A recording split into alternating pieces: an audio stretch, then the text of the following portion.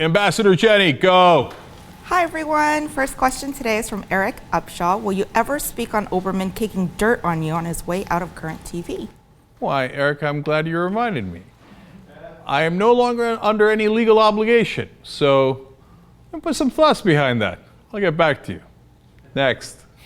TK Day wants to know, what is the most awkward moment on the show with your coworkers and guests? Well, there's been many. Usually when I start asking pervy questions. There was that moment on the TV show when I asked Rodney King if he would have done it again, gotten the beating for the $3.8 million that he wound up getting. That was pretty awkward. And then, of course, there was the famous Colonel Tata, Anthony Tata. It's Tata, actually. Brigadier General, retired. Oh, Daisy. Anthony Tata. He's also the author of Rogue Threat. General Tata, welcome to the Young Turks. Hi, how are you guys doing? It's Tata, actually. It's one of those good Italian names. So. And it's, you go by General Tata? I go by Tony. That was a good moment. Turns out, I already forgot he was a colonel. He's not a colonel. It turns out he was a brigadier general, and I believe he goes by Tony. Next. Jeffrey Meskins wants to know, did you ever break or dent any tables by elbowing them? No, yes, great question. I haven't. But you know, when I was a kid, on every bed I would do snooker. I'd do Jimmy Superfly snooker. I'd get on the corner of the bed and I'd go, "One sink to lot off the top rope," and I'd do a belly flop on it, right?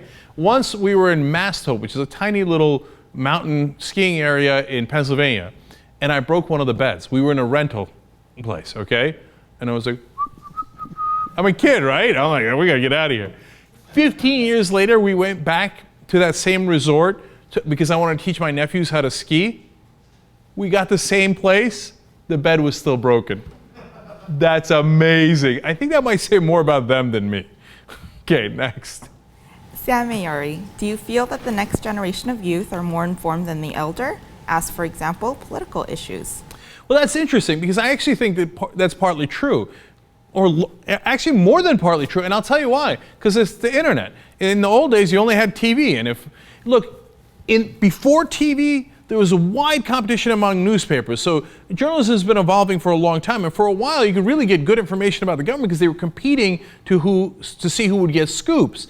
And then we got into a terrible time period when it was basically TV dominating all the news, and all the TV guys worked with the government, and they became lackeys of the government. Now the internet's opened that back up, so in a lot of ways you're getting information you never got in the last generation, so that's good news. Next. Kyle Ken, if you had it your way, who would run in the 2016 election and who would you support? Look, it's easy for me, but not easy in reality. I would have Al Gore run for president. I would have Elizabeth Warren be his vice president. And I would drop elbows every single day. Oh, God. Look, it's never going to happen. But by the way, you know Gore is younger than Hillary Clinton. So everybody's talking about Hillary's possible. Oh, if Gore won the presidency, which if he re-won the presidency.